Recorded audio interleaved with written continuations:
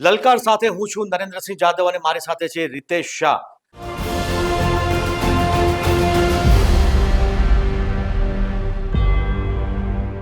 મિત્રો, છેલ્લા કેટલાક સમયથી અમે જે કોલ સેન્ટરના આંકડાઓ છે કે જેઓ બોગસ કોલ સેન્ટર ચલાવી રહ્યા છે અને વિદેશીઓને, ખાસ કરીને અમેરિકાના નાગરિકોને તેઓ રીતસર લૂંટી રહ્યા છે, તેવા કેટલાક કોલ સેન્ટર વાળાના જે કાળા ચિઠ્ઠા છે, તેમના કાળા કારનામા છે, તે અમે તમને બતાવવા જઈ રહ્યા છીએ. અમે એક બાદ એક એપિસોડ તમને લલકારના માધ્યમથી બતાવીશું અને જણાવીશું કે કેવી રીતે તેઓ આ કોલ સેન્ટરના જે કાળા નાણાં છે અને તેઓ કેવી રીતે તેને વ્હાઇટ કરી રહ્યા છે. મારી પાછળ જે તમે સ્ક્રીન ઉપર જોઈ રહ્યા છો, કેટલાક નામ એવા છે કે જે આ કોલ સેન્ટર ચલાવી રહ્યા છે. ન માત્ર અમદાવાદમાં, ન માત્ર ગુજરાતમાં, તેઓ બહાર બેસીને, એટલે કે રાયપુર, છત્તીસગઢ હોય કે પછી પૂના હોય કે ગોવા હોય, તેવા અલગ અલગ સ્થળેથી તેઓ કોલ સેન્ટર ચલાવે છે, પરંતુ તેના જે તાર છે તે ગુજરાત સાથે અને અમદાવાદ સાથે જોડાયેલા છે. કેટલાક ચહેરા તમે આ જોઈ રહ્યા છો, તે આ કોલ સેન્ટરના આકાઓ કહી શકાય. અને તેઓ જે કોલ સેન્ટરની જે કમાણી કરે છે વિદેશીઓ પાસેથી, તેઓ લાખો રૂપિયા લૂંટી રહ્યા છે, કરોડો રૂપિયા કહીએ તો પણ નવાઈ નહીં, પરંતુ સાથે સાથે તેમણે અબજોનું સામ્રાજ્ય અહીં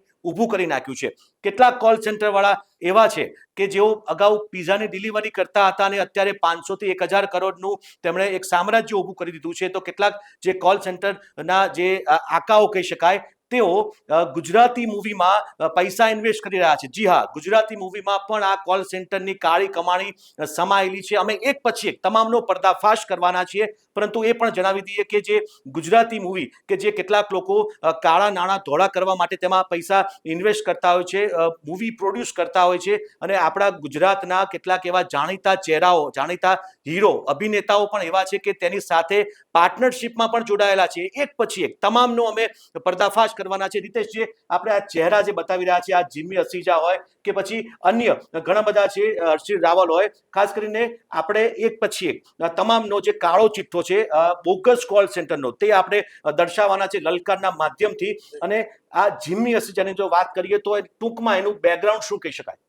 જીમ્મી અસીજા પહેલા કઈ જ કામ ધંધો નહોતો કરતો. અત્યારે હાલ કરોડો અબજો રૂપિયાનો આસામી છે અને ગુજરાતી તેમજ હિન્દી ફિલ્મો તે બનાવી રહ્યો છે. અને એક નામ પણ મારી સામે આવ્યું છે, એ જો કે હું બોલી નહીં શકું, કારણ કે એક ફિલ્મ અભિનેતા છે ગુજરાતી ફિલ્મ જગતનો, એની સાથે પણ પાર્ટનરશિપમાં એને ફિલ્મ બનાવી છે. અને જીમ્મી અસીજાએ અઢળક ફિલ્મો બનાવી છે. આ ઉપરાંત ગુજરાત સિવાય બહારના રાજ્યોમાં પણ એને પબ બનાવ્યા છે, ડાન્સ બારો બનાવ્યા છે, હમણાં પોકરની ક્લબ બનાવી રહ્યો છે.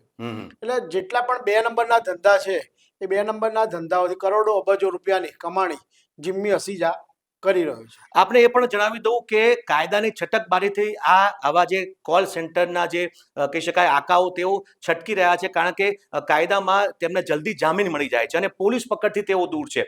કેટલાક એવા ચહેરાઓ પણ છે કે જેની સામે અગાઉ કેસ થઈ ચૂક્યા છે, પરંતુ તેઓ ફરીથી બહાર આવીને જામીન પર છૂટીને ફરીથી આ જ ધંધામાં લાગી ગયા છે, કારણ કે અહીં કરોડોની કમાણી થઈ રહી છે વિદેશી નાગરિકોને છેતરીને. કેટલાક જે બીજા ચહેરા પણ હું તમને બતાવવા માંગીશ કે જેના દ્વારા આપણને ખ્યાલ આવશે કે તેઓ કઈ રીતે, આ તમે જોઈ રહ્યા છો કે જે આપના જે નેતા છે સિસોદિયા, તેની સાથે પણ જીમ્મી અસીજાનો ફોટોગ્રાફ આપણને જોવા મળી રહ્યો છે. સાથે જ તમને બતાવું કે જે અલગ અલગ ચહેરા છે, આ સુધીર મરાઠી છે, સુધીર મરાઠી છે, આ યાદવ છે, આ બધા જ લોકો કોલ સેન્ટર સાથે સંકળાયેલા છે. અને હમણાં જ રાયપુરમાં, જે છત્તીસગઢના રાયપુરમાં જે કોલ સેન્ટર પકડાયું, એની અંદર આ એક જ નામ સુધીર મરાઠીનું ખૂબ જ આગળ આવી રહ્યું છે, જેના કારણે હવે છત્તીસગઢની રાયપુર ક્રાઇમ બ્રાન્ચ પણ અમદાવાદમાં ટૂંક સમયમાં આવશે. લોકોના પૈસા લૂંટીને તેઓ સ્વિમિંગ પુલમાં આરામથી મોજ મસ્તી કરી રહ્યો છે, વિદેશી નાગરિકોને છેતરીને કોલ સેન્ટર જે ચલાવે છે. અને એ પણ આપણે જણાવી દઉં કે અમેરિકામાં તેમનું સામ્રાજ્ય, આ જે તમામ જે કોલ સેન્ટરિયાઓ છે, તેમનું અમેરિકામાં સામ્રાજ્ય એ લોકોએ જે જાળ બિછાવી છે, ત્યાંના નાગરિકોને છેતરે છે. અને તેમાં સાથે સાથે ત્યાં જે લોકો હોય છે અમેરિકામાં, તેઓ પણ આપણા ભારતીય કેટલાક ગુજરાતી યુવાનોને ત્યાં મોકલેલા હોય છે, તેમની સાથેનું તેમનું ટાઈઅપ હોય છે, અને તેના દ્વારા વિદેશી નાગરિકોની જે માહિતી તેઓ મેળવતા હોય છે, અને તેના દ્વારા તેમને કેન પ્રકારે તેમને ડરાવી ધમકાવીને ઇન્સ્યોરન્સના નામે કે પછી જે ફાઇન, કાર ફાઇન તમને થયો છે તે ચલણના નામે અનેક રીતે તેમને છેતરે છે. અને વિદેશી નાગરિકોની જે કમાણી છે તેઓ અહીંયા તેઓ તેમના ઘર ભેગી કરે છે. આ હર્ષિલ રાવલની જો વાત કરવામાં આવે, હર્ષિલ રાવલનું શું કહી શકાય? હર્ષિલ રાવલનું એટલું બધું નેટવર્ક છે, એ મૂળ સેટેલાઇટનો છે અને સીબીઆઈમાં હમ, એનો કેસ ચાલી રહ્યો છે. અને ચંડીગઢમાં જેટલા પણ કોલ સેન્ટર ચાલતા હોય હમ. એ કોલ સેન્ટરમાં હર્ષિલ રાવલની જ્યાં સુધી પરમિશન ના હોય ત્યાં સુધી એક પણ કોલ સેન્ટર ચાલી ના શકે. એને ત્યાંના આઈપીએસ અધિકારીઓના ઉચ્ચ પોલીસ અધિકારીઓ સાથે એનું સેટિંગ છે. એટલે કોઈએ પણ કોલ સેન્ટર ચાલુ કરવું હોય તો હર્ષિલ રાવલને હપ્તો આપવો પડે. અને હર્ષિલ રાવલ ઉચ્ચ અધિકારીઓને હપ્તો આપી રહ્યો છે. તે કરોડો અબજો રૂપિયાનું સામ્રાજ્ય એને ગુજરાતમાં પણ બનાવ્યું છે.